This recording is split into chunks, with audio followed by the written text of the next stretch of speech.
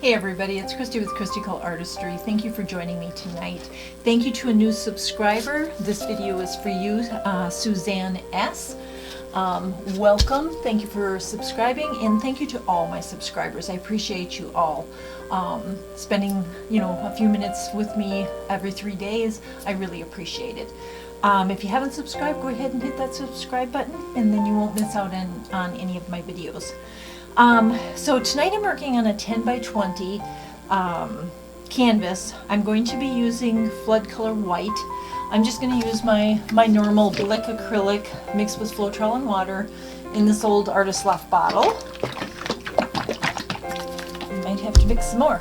I have leveled my canvas. I'm going to put the white on, and I'm going to show you 2 of the 3 Triad colors that I'm trying tonight. The first one is Academy Thalo Yellow Green. Okay, so these are those new Academy paints. I'm having fun with them because the colors are so vivid. And the next one is Academy Acrylic Ultramarine Blue. So I'm putting these 2 together, and then I have the Triad color. And if you know what I'm talking about, you'll know what the third color is. I'll show you that when we get the canvas flooded and I bring you down. So I'll be right back.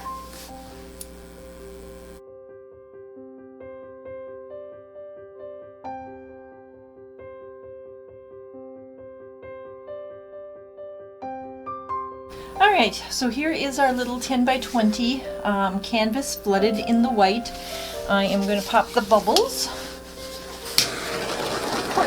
Torch on.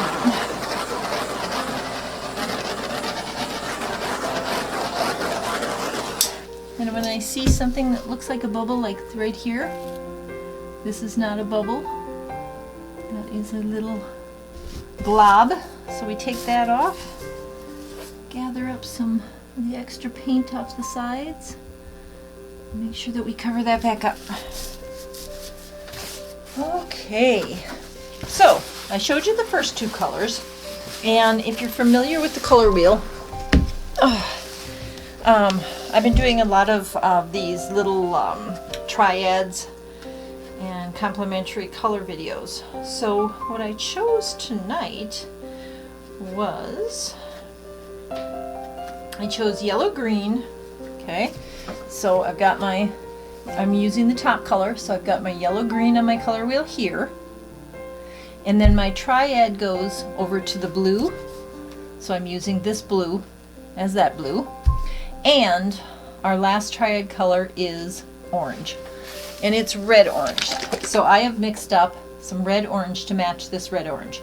So yes, these are the colors for tonight. I am not sure what's going to happen with this, but we're going to give it a go and see what we can do with these interesting colors. I thought about adding a metallic in there, and I have decided not to. I don't want these colors having a chance to distort the Triad, if you know what I mean. So I'm just going to keep with these 3 colors and see what happens. I did one with another Triad. I believe it was a blue-yellow something, and it came out really pretty. So again, that's why I don't want to add any extra colors in there. I just kind of want to stick to the actual Triad colors. But if you don't have a color wheel, get a color wheel. It's a lot of fun to play around with the colors on the color wheel. And you've got your Triads, you've got your tetrads. And there's varieties of those. You've got your splits, you've got your complementaries, and it's just a lot of fun, to play with those and get new ideas. And since I have these beautiful bright Academy paints that I just got, I am having a lot of fun playing with those. So we have our white on, and we are going to start now. So my thought is to put the green on first, then the blue, then the orange. But my fear is that orange and green make brown, or orange and blue will make brown. So I'm thinking that I'm going to put the blue and the green on and accent with the orange, and meaning I'm not going to put as much of it on there. So let's see what happens. If we don't like it, what do? We scrape it. All right. This is a nice, tall, skinny canvas. So I'm going to do a left to right Dutch pour. I don't usually do that. I'm always going right to left, and I think it's because I'm right-handed. But let's try that. Let's see what we get. Like I said, if we don't get anything pretty, we tried. The colors are pretty. It's just, let's see how they play together. All right, so this again, this is my Master's Touch Bright Orange mixed with my deep metallic red. So it will have a little bit of metallic in it. All right, here we go. I'm gonna try not to overdo this color. There. Interesting so far. I don't know why I'm dabbing that off. It's gonna blow off the end anyway. All right, and I'm not gonna use the flower tonight, even though it's nice and small. I'm afraid it's going to dry the paint too fast. Well, this is a small painting though. Maybe I will. Let's try it. Like I said, if we don't like it, we just scrape it then. And since I have this nice new dryer, I may as well use it. And I couldn't find I think it was Canela Sirocco had said something about buying a flower dryer, and I didn't know if she got the Drew Barrymore one, but after looking for 6 months now, that's the one I got stuck with. Is I bought the Drew Barrymore one, so I don't know if I overpaid for it or not, but I figure if I don't get paint on it, it's a nice travel dryer. I could always take it on vacation with me. So, all right, here we are with our beautiful colors. Now let's blow them out.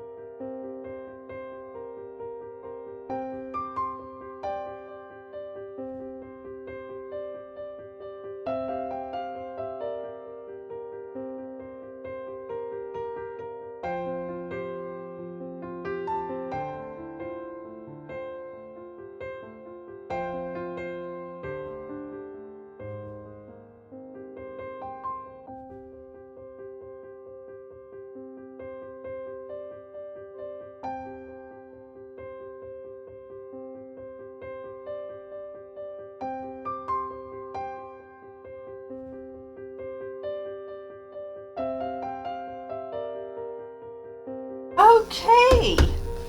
All right, so I figured out what the key to using this color scheme is not to overdo the blow.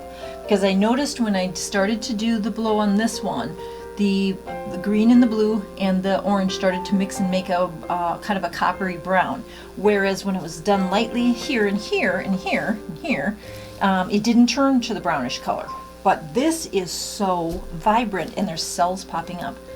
And that's probably from the metallics in the orange, the red orange.